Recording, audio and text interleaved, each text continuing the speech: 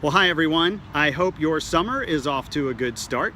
And I wanted to take a few minutes today and share some of my latest thoughts about investment properties. Lately, I've had a number of conversations with friends and future clients really who are starting to take an interest in looking for investment property here in Austin. And the conversation basically starts with a question like this. Hey, my wife and I are looking to buy an investment property here in Austin, but really we want to ask you, can we still find investment property? I mean, this market's really hot. Are there even any deals left? So while I may believe this is a great market to find investment property and will continue to be a great market to find investment property for years to come, really, I don't want you investing in property based on my opinion. I want you to believe in the thesis that Austin is going to be a great investment market for years to come. So generally, I'm going to ask 3 questions up front so that you or any client that I work with who's thinking about investment property can come to that thesis on their own. And really, the first question is, do you believe that the Austin area is going to continue to grow and continue to have a strong job economy for the foreseeable future? Now, if you follow the news, you know the news is great today. So my question is really, do you believe that that news trend is going to continue? If your answer is yes, my second question is, if you, or I should say, property values in Austin over the next 10 years, do you believe those property values are going to continue to appreciate? Are they going to stabilize and flatline, or do you think they would depreciate? Now, if you look backwards for 10 years, you know how well Austin market has appreciated over time. So my question is generally, do you believe that that trend will continue? Do you think property values will continue to go up? And if you say yes, my final question is essentially, do you believe that with a buy and hold investment property in this market, that if you take good care of it, if you maintain it to try to increase its property value, that you can also help increase your rental income over the coming years? So those are 3 questions that really help build a thesis for you that you believe Austin's a great market, it's going to continue to grow and have great jobs and a great economy, that property values are going to continue to increase, and that you as an investor can do your part to keep a property maintained and work to increase your rents over time. If your answer is yes to all 3 of those questions, then you yourself believe this is a great market to invest in. I want to take a quick second and just remind you of really the 4 main benefits of owning an investment property. The first one everyone knows is appreciation. And that simply means that buying a property today, again, going back to question number 1, 10 years from now, do you think that property is going to be higher in value? If you do, that difference is the appreciation that you've seen in that property.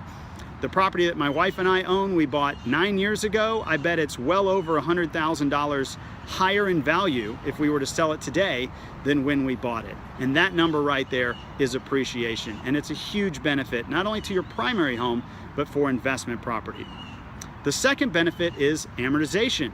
This is simply paying down your debts and installments over time, what we would call financing or your mortgage. So with your primary home, over time, you're building up equity in that property by paying down your debts over time.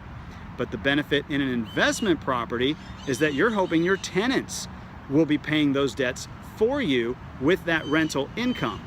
And that really comes to benefit number 3, which you do not have in your primary home, and that is cash flow. Cash flow is so important in an investment because that cash flow is essentially the operating income that you're making on that investment to pay down all your expenses. So it's not only going to pay the mortgage, your taxes and insurance, you want to be paying your HOA, a property manager, all the maintenance that you're going to be doing on that property. You really want to have a good cash flow number to work with on that investment. But more importantly, that cash flow is helping you pay all those debts versus you having to pay them yourself, which is what you're doing in your primary home. And that's a huge benefit to investment property. And finally, the last one are tax benefits. Now, when it comes specifically to tax benefits, you need to talk with a tax professional. The tax code changes all the time, so I'm just giving you a high level of a few of those benefits. One of them is simply a mortgage interest deduction, which you can do on your primary home, you can do with investment properties as well. There's also depreciation. So even though an investment property, the goal is to appreciate that property and the value over time, essentially It's an appreciating asset filled with depreciating assets. Everything breaks down, right? If you own a home, the air conditioning breaks down. You have to replace lights and just anything, the roof, foundation repairs. That's all depreciation, and you're allowed to depreciate some value of your investment each year over time. So those are great benefits when it comes to taxes. And also, if you have multiple properties or you're interested in selling a property and then rolling the capital gains into a new property, there are even opportunities like 1031 tax exchanges. And essentially what that does is delay your taxes over time to a later date by rolling your gains from one property into your next investment. Again, talk to a tax professional when you really want to know all the tax benefits of owning investment property.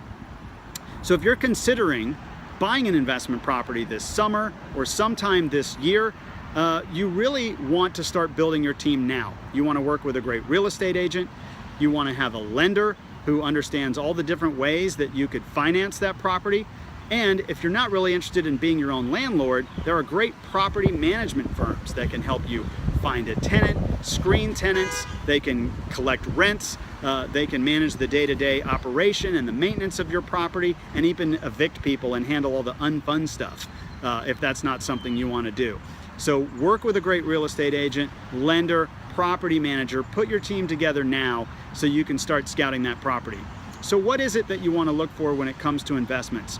You want to work with somebody that understands how to look at today's market rents and how to help you predict what those future rents are going to be. You want to look at your operating income, your net operating income, which is reducing your operating expenses, and be able to calculate all of those for you up front so you can find out if this is a great investment.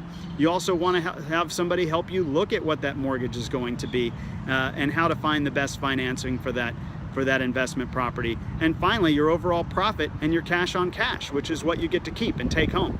I can help you do that. It's something I do for all my clients to help scan investment properties. There's a full analysis that we'll do when we start to look at homes to find out right up front if it's a good investment or not, so that you don't make that wrong choice and end up really negative on your expenses for years and years before you turn positive. We want you to be off to a good foot in finding that investment property. So are you interested in finding an investment property this summer or sometime this year? I'd love the opportunity to visit with you so we can talk about the process and next steps.